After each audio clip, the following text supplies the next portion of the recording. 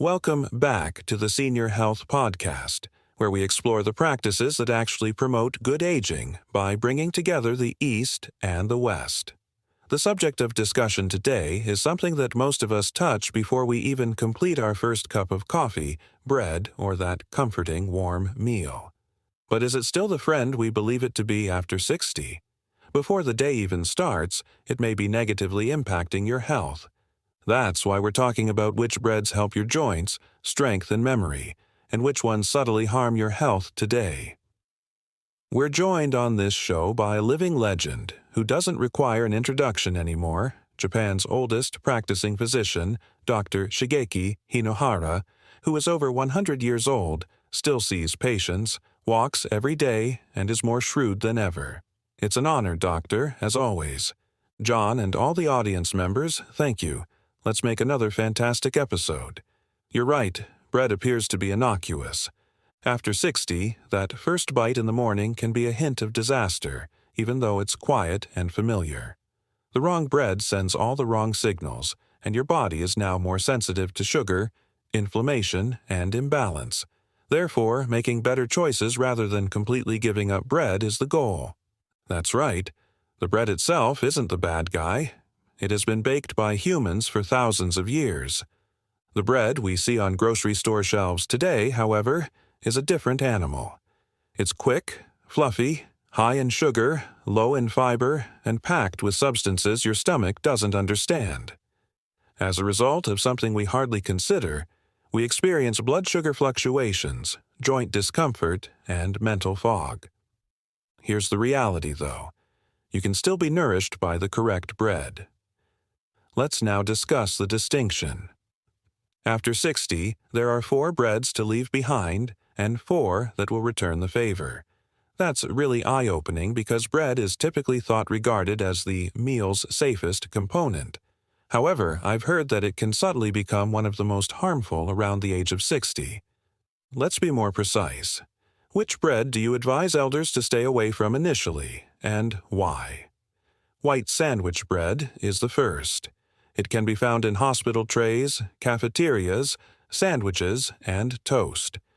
It is advertised as being easy, soft, and even reassuring.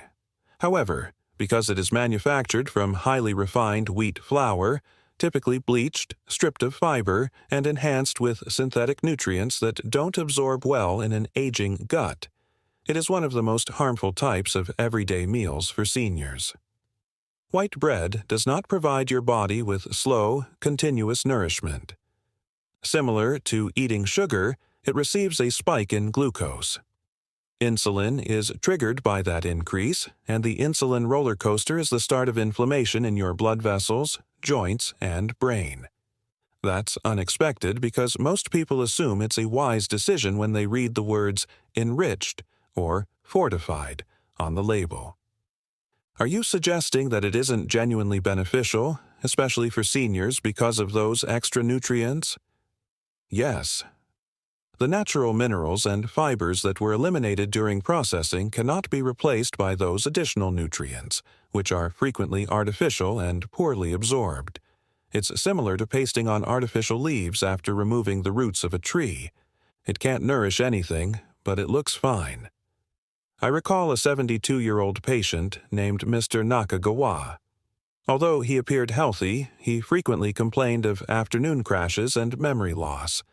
He walked every day and had no serious health issues, but he always began his day with 2 pieces of white toast.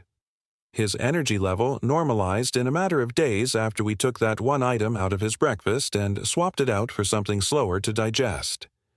He claimed that by the second week, his ideas were more distinct. By lunchtime, the pain in his knees had subsided. Even something as simple as switching up the bread for breakfast may make a big difference and make you reevaluate the power of food. Do minor adjustments like cutting out white bread frequently result in this kind of transformation? Indeed, that is not uncommon. Over 2,000 elderly were followed for 5 years in a 2017 longitudinal research that was published in the Journal of Nutrition and Aging. Regular consumers of refined grains, such as white bread, were at a higher risk of pre-diabetic diseases, had higher inflammatory markers, and experienced cognitive deterioration at noticeably faster rates. White bread may seem benign at first, but it turns into a silent saboteur over time, particularly after the age of 60. Treat it like sugar, I say. A treat once in a while, not every day. That significantly changes our perspective on something as simple as toast, and I'm sure that many of the listeners have already moved on from white bread, believing they've made a better decision. Multigrain bread is one of the most popular substitutions I find, particularly among older folks who are attempting to practice mindfulness. It has seeds on top, has a rustic appearance, and is labeled as whole or natural. However, is that a better choice or just another ruse? In fact, it's among the most dishonest choices. The health benefits of multigrain bread vary greatly depending on how it is prepared.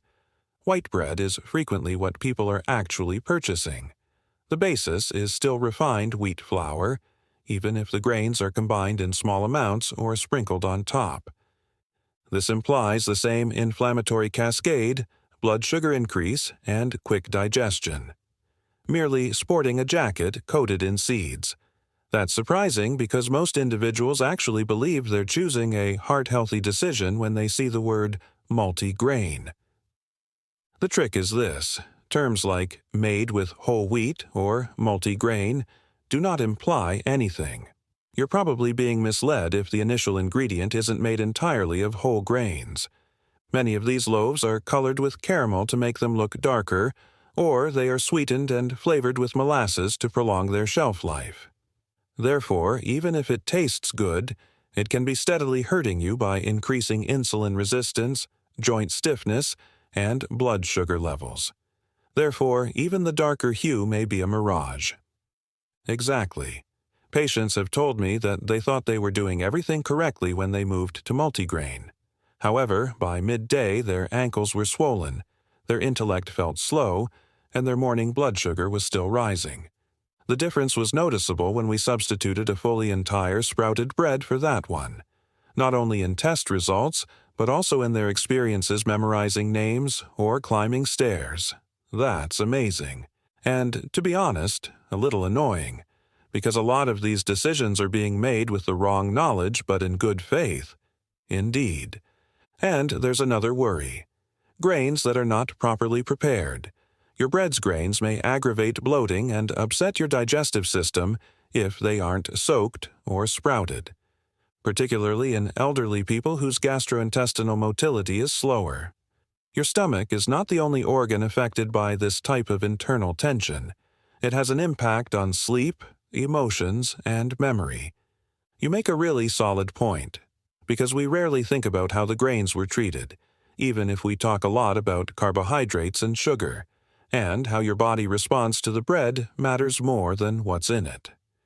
Another tendency that I see rapidly expanding is this one, particularly among those attempting to consume gluten-free, clean bread. It's practically a health badge. I am aware that you have also issued a warning regarding this one. What's the issue? Is it always best to avoid gluten? Absolutely not. And one of the most common misunderstandings in contemporary health is this: something is not necessarily healthy just because it is gluten-free, particularly beyond age 60. In actuality, a lot of gluten-free breads are worse than the originals. This is the reason. High glycemic starches are used to make the majority of commercial gluten-free loaves, such as potato starch, rice flour, cornstarch, or tapioca starch. These are really high-quality components. They have little to no fiber and nutritional content, digest quickly, and raise blood sugar levels even more quickly than white bread.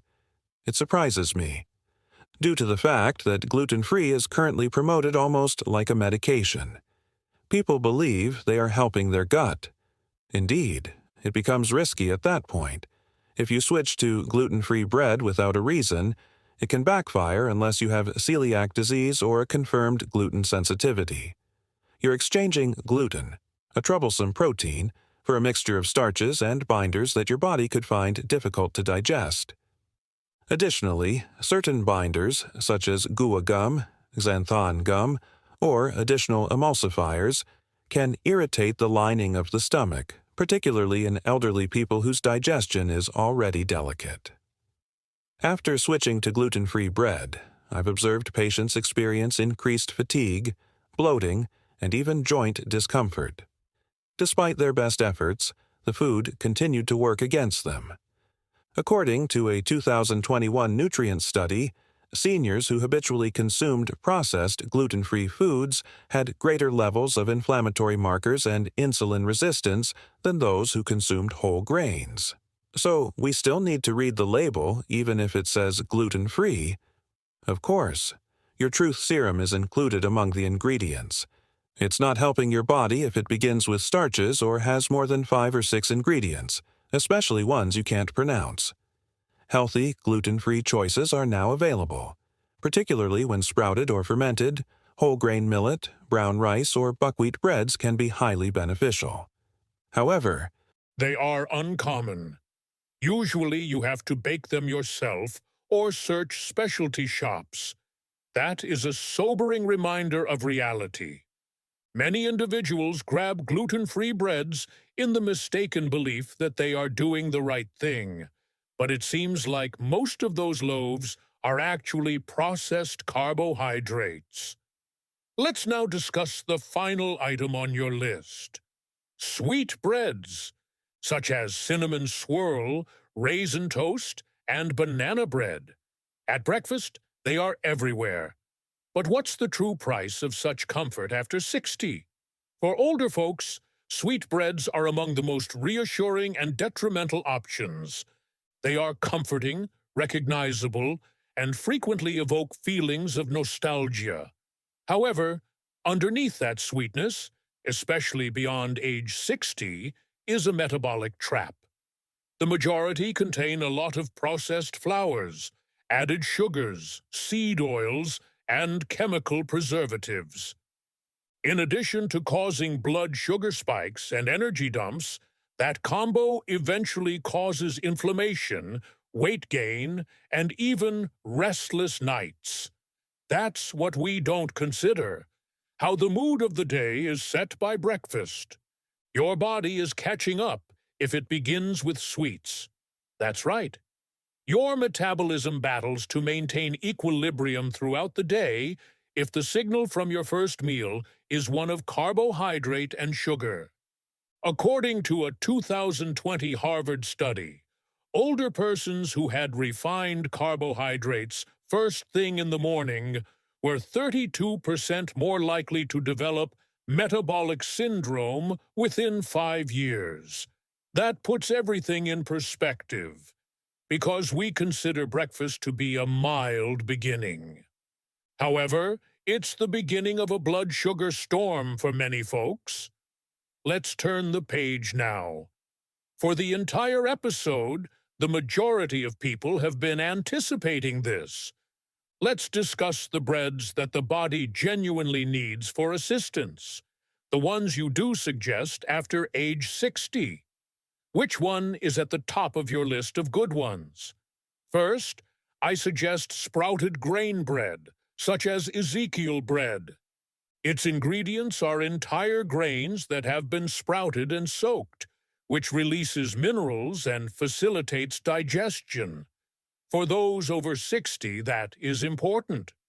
Compared to ordinary whole wheat, sprouted bread has a slower rate of blood sugar rise, higher fiber, and a lower inflammatory response. It promotes joint relief, cerebral clarity, and digestion. It's typically located in the freezer area.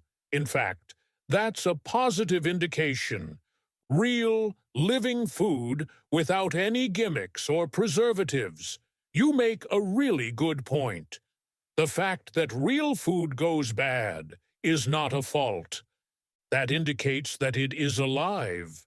I also appreciate that bread isn't being completely eliminated. It's about figuring out which ones operate with your body, rather than against it. Now, let's move on to the following item on your list. Sourdough is one of my personal favorites. Why is it so remarkable, particularly for seniors? If baked the old-fashioned way, sourdough is one of the most senior-friendly breads.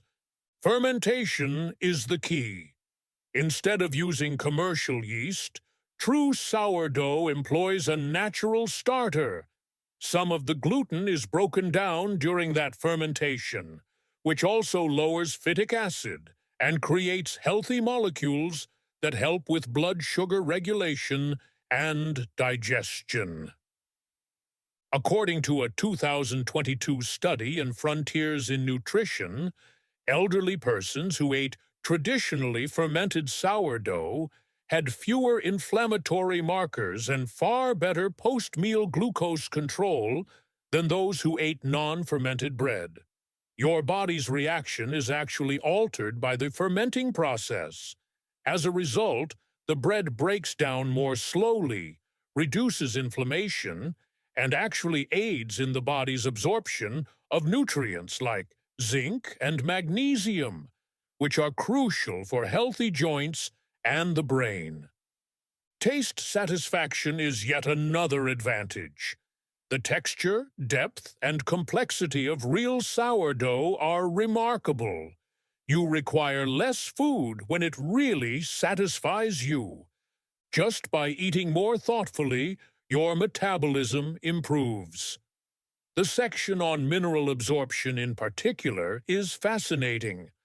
Although most people don't associate bread with things like joint strength or cognitive function, it is obvious that when prepared properly, it may help both.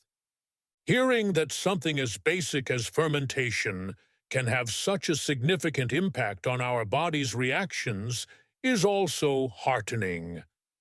We have two more breads to talk about before we have to end this session because the subject is making me hungry. Which bread kind will be the next to make your list of recommended breads? Rye bread, more especially rich, whole grain rye, which is frequently found in traditional European diets, comes next. In the West, it's less prevalent, but it ought to be, particularly for those over 60. A unique kind of fiber known as arabinoxylin is found in rye. This fiber helps control blood sugar, slows down digestion, and nourishes your gut's beneficial bacteria. That's crucial as we get older, since the microbiome's diversity tends to decrease, which affects everything from mood to immunity. According to a 2021 study from Scandinavia that was published in the Journal of Internal Medicine, elderly persons who frequently ate rye bread had better insulin sensitivity and less inflammatory markers than those who ate wheat-based breads. It's wiser carbs, not simply slower ones. Just use caution. Not all rye is made equally. White flour is often used to make the soft, sweet rye that you see at delis, which is frequently filled with sugar. Choose rye that is dense, dark, and seeded. Ideally, it should have few ingredients and the whole rye flour stated first. Not the fluffy rye you buy at stores, that is. You are referring to the heavier, seeded variety. IMA, unique kind of fiber known as arabinoxylin, is found in rye. This fiber helps control blood sugar, slows down digestion, and nourishes your gut's beneficial bacteria. That's crucial because the microbiome's variety tends to decrease with age. According to a 2021 study from Scandinavia that was published in the Journal of Internal Medicine, elderly persons who frequently ate rye bread had better insulin sensitivity and less inflammatory markers than those who ate wheat-based breads. It's wiser carbs, not simply slower ones. Just use caution. Not all rye is made equally. White flour is often used to make the soft, sweet rye that you see at delis, which is frequently filled with sugar. Choose rye that is dense, dark, and seeded. Ideally, it should have few ingredients and the whole rye flour stated first. That makes perfect sense, and I believe that distinction is crucial, since most people mistakenly believe they are eating rye when, in reality, they are simply eating white bread dressed in a darker outfit. Let's wrap this up then. You've given us traditional sourdough, sprouted grain, and now real rye. Which bread, in your opinion, is the last one that genuinely promotes health after age 60? Given that you saved this for last, is it particularly special? Not particularly noteworthy, yet frequently overlooked. Rice bread is the last one. Easy, delicate, and incredibly nourishing, especially when made with brown or black rice, which is a complete grain. For generations, rice has been used in various ways in Japan, not only as a side dish, but also as a source of balanced energy. Although rice bread is naturally gluten-free, it is produced from a single whole grain, which makes it easier for seniors to digest than other commercial gluten-free items. Additionally, it contains resistant starch, a kind of carbohydrate that promotes gut microbiota and helps control blood sugar. The consistency of rice bread is what I adore about it. It complements well with simple foods and doesn't cause bloating or an insulin surge. Steamed veggies, miso soup, and a small amount of fish or tofu. This type of food keeps your body light, focused, and at ease. It's not ostentatious, but what you want from eating isn't ostentatious after 60. It's trust, which rice bread subtly conveys. That's a really strong way to phrase it. Food shouldn't stimulate your system after the age of 60. It ought to back it up. Kind, reliable, and stable. Again, thank you for guiding us through this, Doctor. It's not about completely avoiding bread. Selecting people who age with you rather than against you is the key. Do you have anything to add to wrap up this episode? Every bite you take after the age of 60 either contributes to or borrows from your future. Pick breads that are regenerative. Well said. We appreciate everyone's presence today. Please remember to like, comment, and subscribe to the channel if you would want to help us. You can also use the link in our bio to make a little gift.